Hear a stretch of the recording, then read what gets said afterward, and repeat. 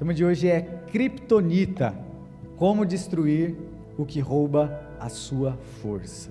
Amém? Vou contar até 3. Você repete comigo? Vamos lá no 3? 1, 2, 3.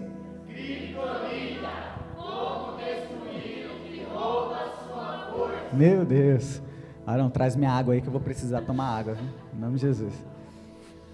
Kryptonita. A galera aí que é do mundo da Marvel, DC, super-heróis, já está entendendo o que é o negócio, né? Essa cor já é autoindutiva, a cor verde, né? Kryptonita, todo mundo sabe que é a pedra responsável por roubar a força do super-homem, ok? O super-homem, todo mundo sabe quem é? Ele é um super-homem, né? Super poderoso, tem poder, ele voa, ele, se eu não me engano, ele solta raio do olho também, né? O pessoal aí que é melhor aí, solta, vai. Solta ou não solta? Tô falando, ou eu tô assistindo, Ele solta raio pelos olhos, ele é rápido, né? Quem assistiu Smallville, quem lembra do Smallville? Somebody save me. Aí, te peguei, né? Era no SBT que passava, né? Mano, tá com um pouquinho de eco, você consegue dar uma ajustada aqui?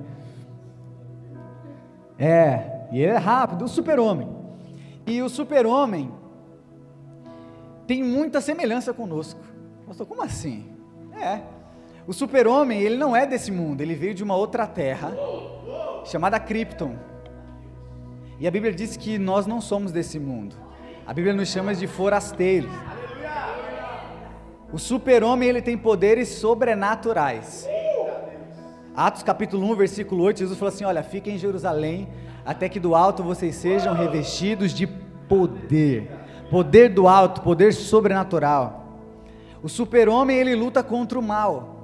E o dever do cristão, a nossa luta, diz a Bíblia, que não é contra carne nem sangue, mas é contra poderes, autoridades, forças espirituais do mal. Efésios, capítulo 6. O super-homem, ele liberta o oprimido dos vilões. A Bíblia diz que Deus nos chamou para libertar os cativos. A força do super-homem, não sei se você sabia, mas ela vem da luz do sol. A nossa força vem da estrela da manhã, o sol da justiça, que é Jesus. Você está empolgado agora, mas agora você vai chorar. Só que só existe uma coisa que rouba a força do super-homem. É uma pedra chamada Kryptonita. A Kryptonita, de forma similar, também rouba a força do cristão.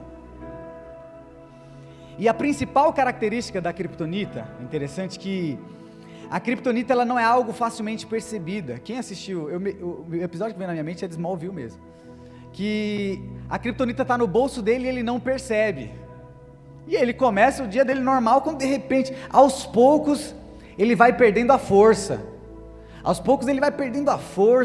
e ele não sabe o que é, ele não percebe na hora, e depois ele vai perceber que a Kryptonita estava no bolso dele, e era por causa da Kryptonita que ele estava perdendo a força.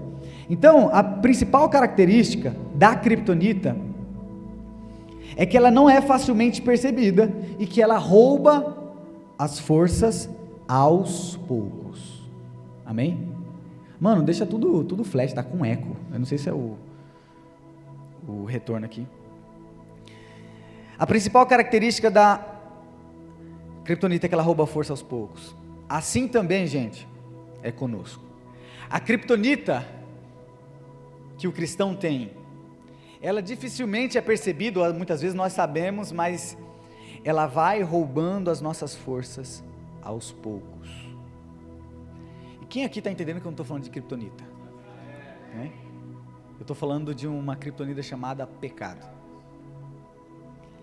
E hoje o tema principal da mensagem é sobre santidade, irmão.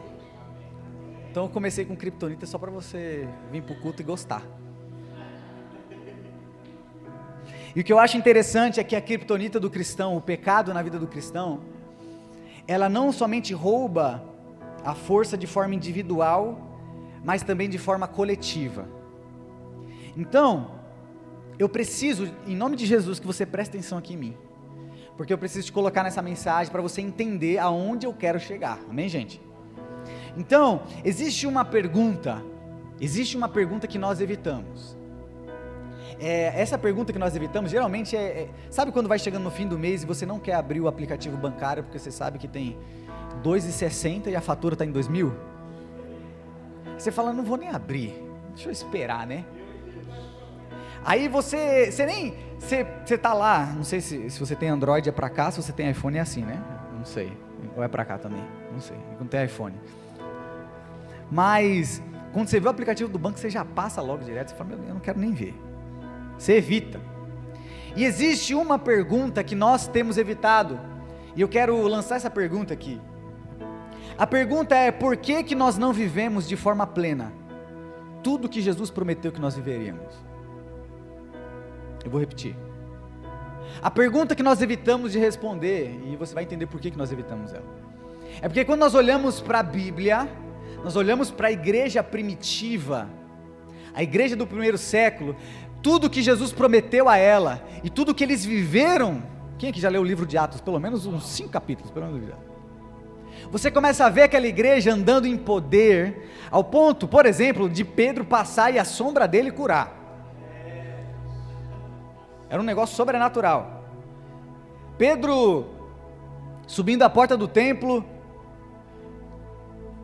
tinha um paralítico pedindo esmola, ele falou assim, olha, me dá só um pouquinho de esmola. Pedro falou assim, olha, prata e ouro eu não tenho, mas eu tenho algo muito maior e muito melhor, que é o poder de Jesus. Então, em nome de Jesus, levanta, irmão, ele se levanta. A igreja primitiva viveu algo muito poderoso, e aí nós olhamos para a Bíblia, nós olhamos para a nossa era atual, você fala, tem alguma coisa errada. Agora, por que é que nós, e você vai entender porque eu estou usando o plural, não eu e não você, mas nós, por que nós não vivemos de forma plena o que Jesus prometeu que viveríamos? Atos 17,6, sabe como é que a igreja primitiva era conhecida? Atos 17,6, está no jeito aí, Bruno? Diz assim, olha, contudo não os achando, arrastaram Jason e alguns outros irmãos para diante dos oficiais da cidade, gritando, olha o que eles gritavam, esses homens que têm causado alvoroço por todo o mundo, agora chegaram aqui. A igreja primitiva, por onde ela pisava, alguma coisa acontecia, irmão. Era um alvoroço, foi uma explosão gigantesca. Jesus falou assim, olha, o reino de Deus já está no meio de vocês, está dentro de vocês. Então por que é que nós não vivemos de forma plena o que Jesus prometeu que nós viveríamos? Sabe por que nós não fazemos essa pergunta para nós? É porque se nós fizermos, nós vamos precisar encontrar uma resposta, e essa resposta não é tão agradável. Sabe por que nós não vivemos ainda tudo que Jesus tem para nós? É porque tem uma criptonita em nosso bolso, roubando a nossa força, a nossa energia. E como eu disse para vocês, o nome dessa criptonita é pecado. E eu não sei se vocês perceberam, mas o termo que eu utilizei muito aqui nessa introdução foi o termo nós, amém? Plural. Eu ia falar, é a primeira, segunda ou terceira pessoa? Cadê o pessoal bom de português? Terceira pessoa do plural. Nós. Sabe por que eu estou usando a palavra nós hoje? Porque o meu objetivo com essa pregação de hoje vai ser muito direta e objetiva. O meu objetivo com a pregação de hoje é despertar em nós um senso coletivo de santidade. Não um senso individual, mas um senso coletivo. Sabe por quê? Porque nós ouvimos muito, e nós falamos muito aqui, de que você precisa ter o seu relacionamento com Jesus, sim ou não? Nós promovemos salas de oração, nós falamos, gente, na semana de ceia como essa, nós passamos a semana jejuando, sim ou não? Tudo isso de forma individual te aproxima de Jesus, mas o que eu tenho percebido é que pouco tem se falado de uma santidade coletiva. Muitas vezes nós buscamos apenas por nós e perdemos o senso coletivo. Pastor, onde você quer chegar? Você vai entender. 1 Coríntios, capítulo 11, versículos 28 a 31. Texto muito conhecido.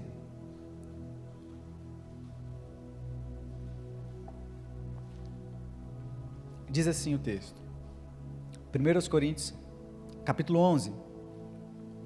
dos versículos 28 a 31. Examine-se o homem a si mesmo, e então coma do pão e beba do cálice.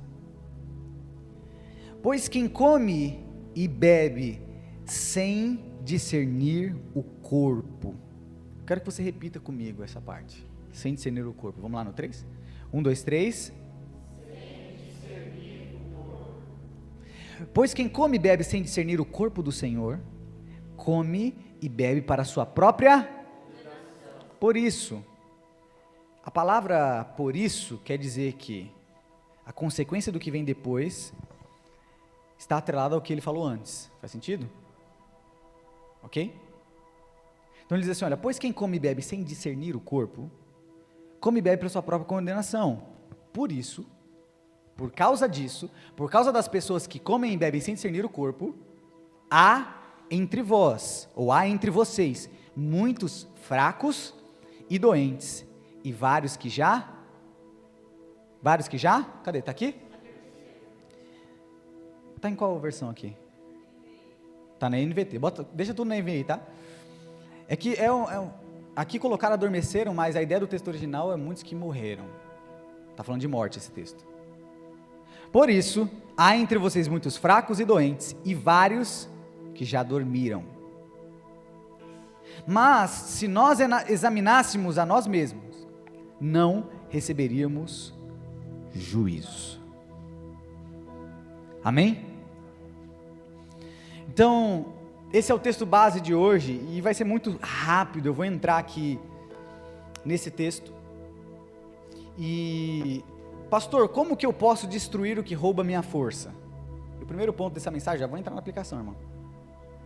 Você precisa entender que todos somos um. Amém? Você precisa entender que todos somos um. Paulo nessa carta não está falando a indivíduos, mas ele está falando a todos daquela igreja, amém? Por isso que a carta é a igreja que fica em Corinto. Corinto era uma cidade localizada na Grécia, que existe até hoje. É uma carta a uma igreja. E sabe, como eu disse para vocês, hoje nós falamos muito sobre a importância do nosso relacionamento individual com Jesus, mas existe algo que nós não damos muita ênfase. Pastor, o que é? A realidade de que nós somos um corpo. De forma simples, pastor, o que você quer dizer? Eu quero dizer que nós somos um corpo em Cristo. Você não é a igreja. Eu não sou a igreja. Nós somos a igreja. Para vocês entenderem o capítulo 11, vocês precisam ler o capítulo 10. É a regra básica para a interpretação de texto. Lê o contexto, ok? Mas como não é aula de pregação, vamos continuar aqui. No capítulo 10, Paulo está falando uma coisa, e aqui eu preciso da sua atenção, para você entender o porquê que ele está falando isso no capítulo 11. No capítulo 10, Paulo ele começa a falar da experiência de Israel no deserto. Todo mundo conhece a história de Israel, quando foi liberto do Egito e foi para o deserto, e eles tinham uma promessa. Qual era a promessa, gente? Entrar numa terra prometida. Então, de escravos a livres numa terra prometida por Deus. Quem está aqui comigo? E no capítulo 10, no versículo 11, está no jeito aí, Bruna? Coloca para a gente, olha o que Paulo diz. Essas coisas aconteceram a eles quem? Ao povo do deserto, amém? Como exemplos e foram escritas como advertência para nós, sobre quem tem chegado o fim dos tempos. Vira para quem está do seu lado, eu só faço isso uma vez, só a cada 3 meses. Vira para quem está do seu lado e fala assim, nós somos o povo do fim dos tempos. Você crê nisso? Quando Paulo começa a falar da experiência do povo de Israel no deserto, e vocês conhecem a história, eles são libertos. Qual foi o homem que libertou o povo de Israel no deserto? Qual o nome dele? Qual o nome dele, gente? Moisés. Paulo, no capítulo 10, você pode marcar para você ler em casa depois, ele começa a descrever aquele povo, e ele começa dizendo assim, olha, todo aquele povo, todos eles eram guiados pelo Espírito de Deus. Por quê? Porque eles tinham uma nuvem. Quem lembra disso? A nuvem, eles só andavam se a nuvem andasse. Eles eram guiados, eles só davam um passo se a nuvem se movesse. Quem está aqui comigo? Eles foram libertos do Egito, uma espécie de mundo. Olha o paralelo. Nós também fomos libertos do mundo. Quem está entendendo isso aqui? Eles foram batizados, eles eram circuncidados. Só que a circuncisão no Novo Testamento é o batismo, algo no coração. Todos comiam da mesma comida espiritual. Que alimentava eles era o próprio Deus, e todos comiam a mesma comida. E a ênfase do capítulo 10, antes desse versículo, e capítulo 11 que nós lemos, a ênfase que Paulo está querendo dizer, ele usa muitas vezes a palavra todos. Repita comigo assim, ó, todos. Não é todes, nem todas. É todos. Amém, gente? Todos. O que Paulo estava querendo dizer? Eles eram um só corpo. Eles pertenciam a um Deus e guardavam uma aliança. E Paulo faz uma declaração muito interessante, concluindo o capítulo 10, no começo do versículo 5, ele diz: contudo, Deus não se agradou da maioria deles, por isso os seus corpos ficaram espalhados no deserto. Se você conhece bem a história, você sabe do que Paulo está falando aqui, amém? Paulo diz que Deus não se agradou. Irmão, deixa eu te falar uma coisa. Existe uma diferença muito grande entre Deus te amar e Deus se agradar de você. Eu estou falando que vai começar a doer um pouquinho, mas só um pouquinho, daqui a pouco vai ficar melhor. Irmão, Deus nos ama profundamente. Deus te ama muito mais do que você pode compreender. E você não pode fazer nada para que Deus te ame mais ou menos, amém? Deus te ama e ponto. Só que nós somos encarregados do quanto Deus se agrada de nós. Sabe o que fez a maioria daquele povo não entrar na terra prometida, que Deus tinha prometido? Porque Deus não se agradou da maneira como eles viviam. Sabe por que soa, na nossa época, na nossa geração, soa difícil falar isso?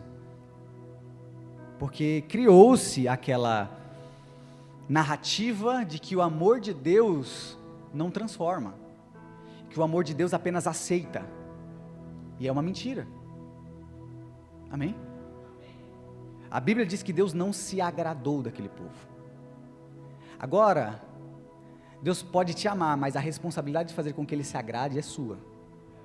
E eu quero perguntar aqui, quantos querem viver uma vida que agrade ao Senhor? Sabe o que isso exige? Esforço, renúncia, luta contra o pecado, vida em santidade. Porque tem pessoas que se acomodam com o amor de Deus, mas não estão nem aí para Ele se agradar. Irmão, mas deixa eu falar uma coisa, quando Deus se agrada de alguém, quando Deus olha para um homem e Ele diz, eu me agrado desse homem, cara, não existe coisas que Deus não possa fazer por você. Em 2 Coríntios capítulo 5, versículo 9, Paulo fala o seguinte: por isso, nós temos o propósito, está aqui? Por isso, temos o propósito de lhe... Sabe qual que é um do seu propósito aqui na terra? Agradar ao Senhor. Quem está aqui comigo, gente? Paulo então, você já vai começar a entender onde eu quero chegar. Paulo então, ele volta para o capítulo, ele continua, né? Ele vai para o capítulo 11, com essa figura. Qual figura, pastor? A figura de que Israel, aos olhos de Deus, era um povo só. Eu quero te dar um exemplo do Antigo Testamento. Quem sabe o nome da pessoa que substituiu Moisés? Quem? Josué. Deus, no capítulo 1 de Josué, imagina a responsabilidade de você substituir Moisés, irmão. Meu Deus. A responsabilidade era tão grande que Deus teve que descer e falar assim: Josué, seja forte, seja corajoso, não temas, assim como eu fui com Moisés, eu serei contigo. A terra que eu prometi é de vocês. Olha que Deus prometeu, já é de vocês. O que vocês precisam fazer é entrar e conquistar, amém? Quem está aqui comigo? Pois bem, sabe qual foi a primeira batalha que Josué teve que enfrentar? Foi contra um povo da terra chamada Jericó. Quem já ouviu falar dessa terra? Primeira, eles tiveram que derrubar as muralhas de Jericó. E o texto diz que Jericó era infinitamente maior do que o exército de Israel. Muito maior, muito maior. Preciso que você entenda isso aqui, irmão, porque esse exemplo vai trazer luz. Muito maior. Vocês conhecem a história? Eles derrubam a muralha, eles vencem o exército de Jericó e conquistam a terra de Jericó. Só que antes deles entrarem em Jericó, Deus falou assim: olha, é o seguinte, como é a primeira batalha de vocês, olha como que Deus tem esse negócio de primícia. Não, tudo que é primeiro Deus quer, amém? Tudo que é primeiro Deus quer, irmão. Falou, ó, como é a primeira batalha de vocês, é o seguinte, todos os despojos, tudo que vocês saquearem, vocês não vão poder reter nada, é meu. Quem está entendendo isso? Isso aqui é muito importante. É meu. Vocês vão matar todo mundo, a terra é de vocês, mas todos os despojos, que eles são consagrados a outros deuses, vai ser meu. Conseguiram entender isso?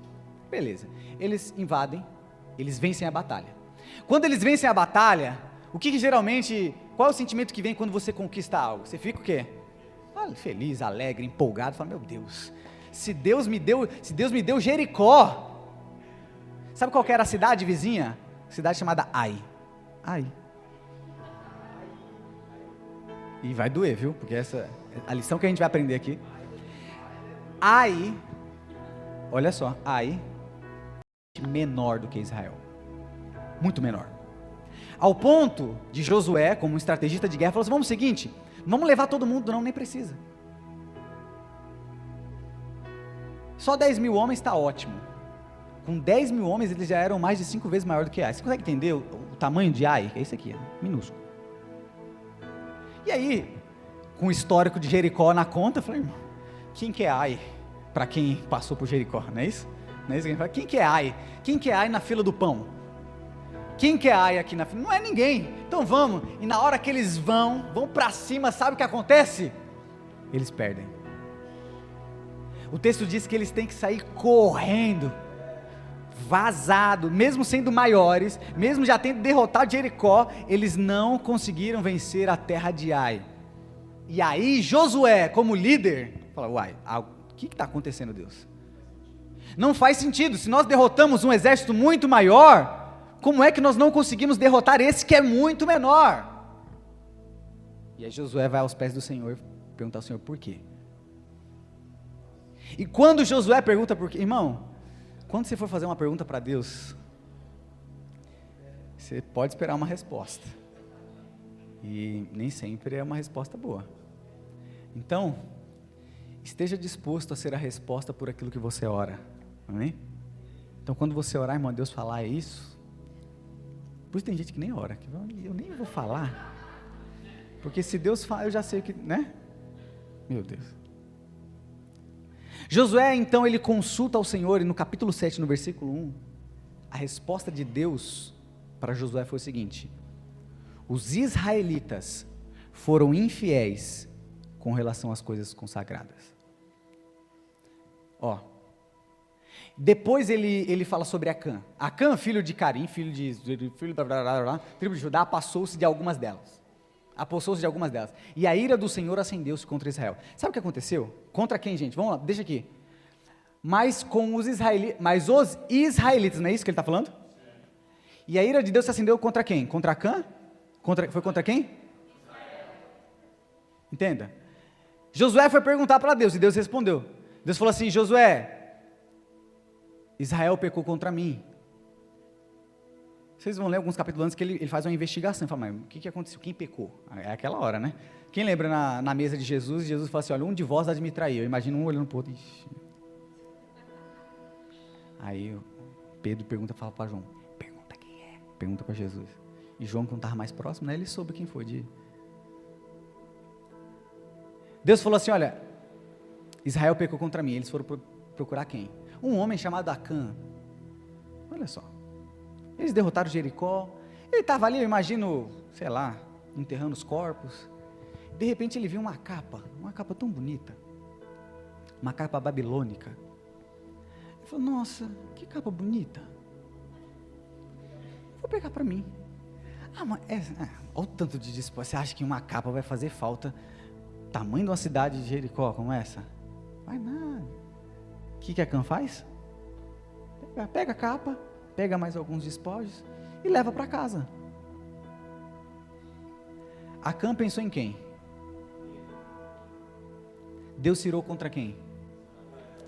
Porque aos olhos de Deus, Deus não enxergava Acã, Deus enxergava Israel. Você está entendendo isso aqui, irmão? Ao ponto de naquele mesmo dia acontecerem pelo menos 32 funerais. Acã e toda a sua família morreu. Fora as pessoas que morreram em batalha, porque eles perderam a batalha de Ai por causa do pecado de Acã. O pecado de um homem afetou uma nação. É disso que Paulo está falando no capítulo 10. Ele está dizendo para nós assim, olha, Deus não enxerga o Alex, Deus não enxerga o Whindersson, Deus não enxerga o Zinho, Deus não enxerga a Cássia, Ele enxerga a igreja. Ele enxerga o corpo. Irmãos, Acã pensou só nele, e isso trouxe consequência para o povo. Sabe qual que é o contexto imediato da carta de Paulo? Dentro da igreja de Coríntio, tinha um filho tendo relação sexual com a mãe. Pastor, você está inventando essa história? Então não, irmão, pode ler. 1 Coríntios capítulo 5. Mas sabe o que estava acontecendo? Estava tudo bem na igreja. Esse era o motivo de Paulo ter escrito. Ele falou assim, olha, vocês estão vendo que está tendo imoralidade sexual dentro da igreja e vocês se alegram com isso? É forte, irmão. Sabe qual que é o conselho de Paulo? Eu não sei se a nossa geração está preparada para ouvir, não, irmão.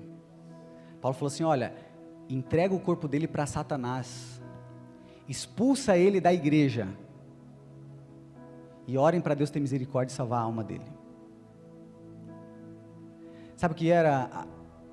Paulo não estava falando de um menino, de uma pessoa que estava pecando, mas se arrependeu, sabe que estava fazendo errado, não. Ele estava falando de um homem que estava pecando de forma deliberada e intencional, e a igreja não estava fazendo nada por isso. E sabe qual é o conselho que Paulo usa? Ele disse, vocês não sabem que um pouco de fermento leveda toda a massa? Esse é o exemplo que ele usa. Os judeus ali entenderam na hora, talvez a gente não vai entender, meu Deus, o que é fermento, levedar, o que é? Basicamente, que já viram quando uma pessoa, você está num ambiente, uma pessoa é diagnosticada com um vírus, alguma coisa, e aí você tem que pegar ela e colocar ela de quarentena, assim não? Isolar ela dos outros que estão saudáveis, porque se você não isola, o que acontece? Sabe o que Paulo estava falando? Sabe o que Paulo aconselhou isso? Ele basicamente está dizendo assim, vocês não podem deixar normal isso. Se vocês começarem a achar isso normal, vocês vão ver o que vai acontecer daqui a um tempo com a igreja de Corinto. Irmão, Paulo arrebenta a igreja, ele começa dizendo assim, vocês são carnais. Eu não pude vos alimentar com um alimento sólido, porque vocês ainda são crianças. Eu tenho que dar leite para vocês. Vocês não amadureceram. Tem um pecado dentro da igreja, e vocês não fazem nada. Tem uma criptonita dentro da igreja, que está roubando a força de vocês, e vocês não fazem. Aí do capítulo 10, ele começa a falar da ceia.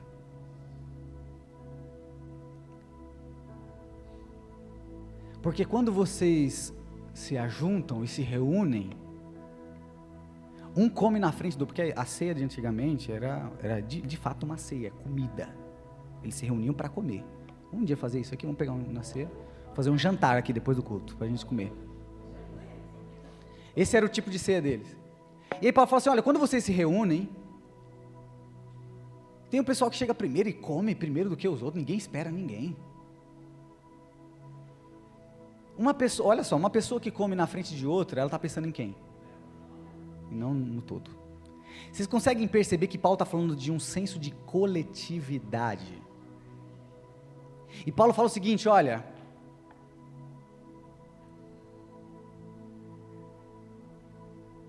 muitos de vocês estão fracos, doentes, muitos já estão morrendo, sabe por quê? Porque vocês comem e bebem sem discernir o corpo. Pastor, o que é discernir o corpo? é você não pensar em si e pensar no todo. Era isso que Paulo estava querendo dizer. Então, pastor, onde você quer chegar? Eu quero que você comece a entender que todos nós somos um. Paulo, ele trata uma coisa muito delicada. Eu imagino que os livros, as cartas que Paulo escrevia, eram feitas para ler em voz alta para todo mundo, tá? Então Paulo dava nome também. Demas, que amou o presente século, me largou. Ele dava nome. Com Paulo não tinha mimimi não, irmão. Eu imagino que aquele rapaz que estava em imoralidade sexual com a sua própria mãe estava ouvindo a carta. E estava esse mesmo olhar de aflição igual vocês estão aqui, ó. Porque eu sei, é normal, eu sabia, eu esperava isso. Porque se eu estivesse pregando aqui aquelas mensagens, lembra? A da mulher encurvada que eu preguei aqui, aí, irmão, tava todo mundo chorando, gritando. O meu desejo é que a consciência de que nós somos um corpo cresça. Pastor, hoje a igreja está cheia, você poderia falar uma palavra assim, sabe? Sabe, irmão, eu disse aqui no início, eu não sou a igreja, nós somos. Jesus não falou assim, olha, as portas do inferno não prevalecerão contra o Whindersson, as portas do inferno não prevalecerão contra o Israel, foi isso que Jesus falou? A porta do inferno não prevalecerá contra a igreja, contra o corpo. Sabe por que tem crescido a nova onda? A onda dos desigrejados. Aqueles que dizem que amam o cabeça, mas não amam o corpo. Sabe qual é a mentira mais linda que o diabo tem contado no nosso tempo? Você pode servir a Deus sozinho. Você pode servir a Deus sozinha. Você não precisa de um corpo. Irmão, nenhum membro sobrevive fora de um corpo. Arranca um dedo fora, vê o que vai acontecer com ele. Pede para ele começar a mexer, não vai mexer. Porque um membro foi feito para fazer parte do corpo.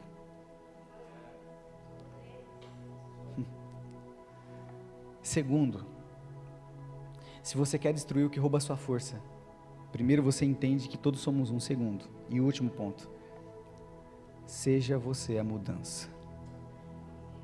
João 17, versículo 20, versículo 21. Jesus, você sabia que tem uma oração? Jesus orou por você, você sabia disso? Ou não?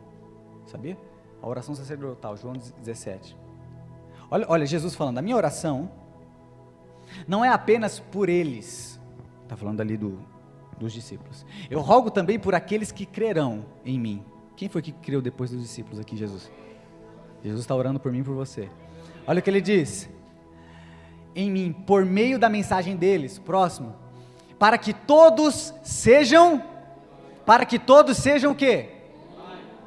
Pai, como tu estás em mim e eu em ti, que eles também estejam em nós, para que o mundo creia que tu me enviaste. Jesus está falando assim, sabe qual que é a maior arma de evangelismo que existe, irmão? A minha e a sua unidade. O meu amor por você e o seu amor por mim. Você quer ver uma coisa que constrange as pessoas? É ver alguém amando o outro. É ver alguém repartindo o que ele tem com aquele que não tem. Deixa eu fazer uma dinâmica aqui e acabo. Me mostra a sua mão aqui, levanta a sua mão. Todo mundo. Me mostra, deixa eu ver sua cabeça. Faz algum movimento com a cabeça. Agora, me mostra a sua fé.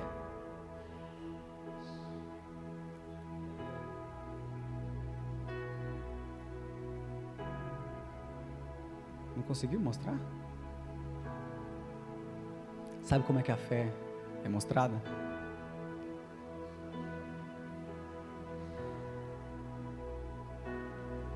O servir vale mais do que um Jesus te ama. Nós somos frustrados, mas não estamos dispostos a ser a mudança. Nós nos colocamos em posição de vítima, enquanto o Senhor está falando, cara, Vocês precisam ser um. E a mudança começa por vocês. O problema é que nós temos ouvido uma versão consumista do Evangelho. Pastor, que versão é essa? A versão de que é tudo sobre você. Jesus morreu para te abençoar. Deus não quer te ver sofrer. E aí você entra na igreja com uma visão triunfalista de que Deus, Ele é seu escravo e Ele tem que fazer o que é melhor para você, o que você quer. O Evangelho não é sobre indivíduo. A palavra Evangelho é uma boa notícia. E boa notícia não se guarda. Boa notícia se fala. Ninguém guarda uma boa notícia dentro de si. Sabe por que o Evangelho é uma boa notícia? Porque Deus não está pensando só em você. Ele está pensando naqueles que precisam ouvir essa boa notícia, assim como você um dia ouviu. O problema é que muitos de nós queremos apenas ser encorajados e animados, ao invés de desafiados. E nós estamos perdendo muito com isso, gente.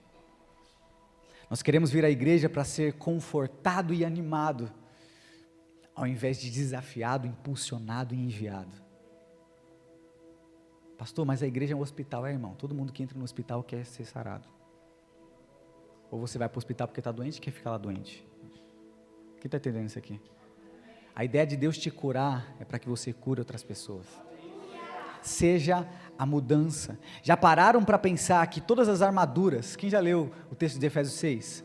O capacete da salvação, a couraça da justiça, não é isso? Ele descreve a armadura de um soldado. Já parou para pensar que toda a armadura que ele descreve, elas são direcionadas para frente.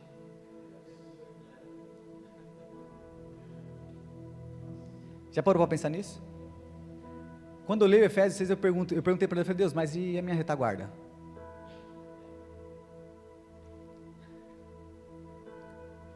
Quem já assistiu os 300? Quem lembrou a estratégia deles? Um em volta do outro. Quem estava na frente não estava preocupado com atrás, porque tinha alguém protegendo atrás.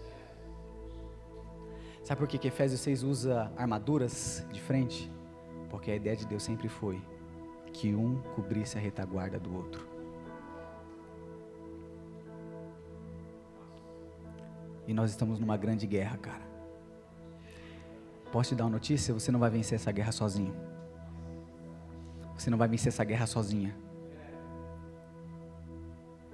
Talvez essa verdade de hoje possa ter te desencorajado um pouco. Mas eu trouxe essa verdade à tona hoje para que nós possamos crescer coletivamente. O culto não é para você, cara. O culto não é para o pastor. Sabe por que eu faço tanta questão de que a gente ore juntos ali atrás, irmão? Porque a igreja não é minha, cara. Sabe por que eu faço tanta questão de que a gente sirva junto? Porque a igreja não é minha.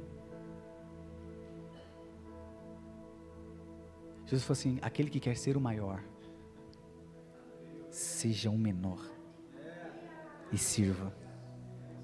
De repente bateu aquela loucura em 2 discípulos, falou assim, Senhor, quando você subir lá, deixa eu sentar à sua direita. Aí começou uma briga. Não, mas eu quero sentar à direita. Não, mas deixa eu sentar à esquerda. Jesus falou assim, não compete a mim isso. Primeiro, não compete a mim, só meu pai. Mas deixa eu te ensinar uma coisa para vocês. Se vocês querem ser o maior lá, vocês precisam ser o menor aqui.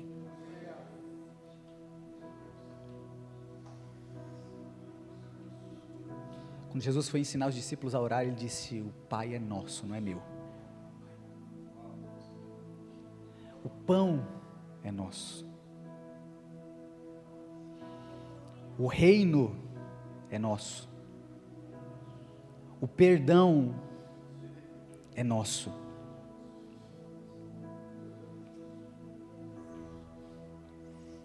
Irmão, o Senhor quer nos curar hoje. Quantos já não viram histórias de mães, meninas que eram rebeldes, sabe, viveu a sua vida só para si, irresponsabilidade, mas quando ela se casa e tem um filho, ela começa a entender que as decisões delas agora não afetam mais apenas ela, mas o filho e o marido. Sabe, gente, isso que tem que acontecer em nós como igreja. Entender que a sua atitude não fere apenas você, mas o corpo. Não é o ministério de louvor que é responsável por fazer a presença de Deus descer. Não é o pastor que é responsável para fazer a presença de Deus se manifestar. Somos nós, cara. Somos nós. Ao invés de nós reclamarmos, nós precisamos ser a resposta daquilo que nos incomoda, cara. Sabe, Deus está falando para nós, chega de mimimi. Chega de se colocar numa posição de vítima. E assuma a responsabilidade coletiva. Sabe qual que é o nome disso? Maturidade. Filipenses capítulo 2, o mesmo apóstolo Paulo, no versículo 3, ele diz: nada façam por ambição egoísta ou por vaidade, mas humildemente considerem os outros superiores a si mesmos.